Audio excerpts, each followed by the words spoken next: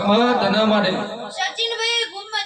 મજા ભાઈ આ કર કુવાશીએ ખૂબ મજા ભાઈ એવું આજ હું કોલવડાની કુવાશીની ચામુન માતા બોલું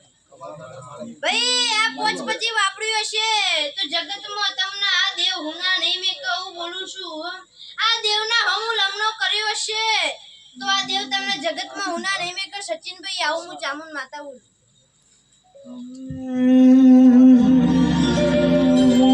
એ રતન હલકા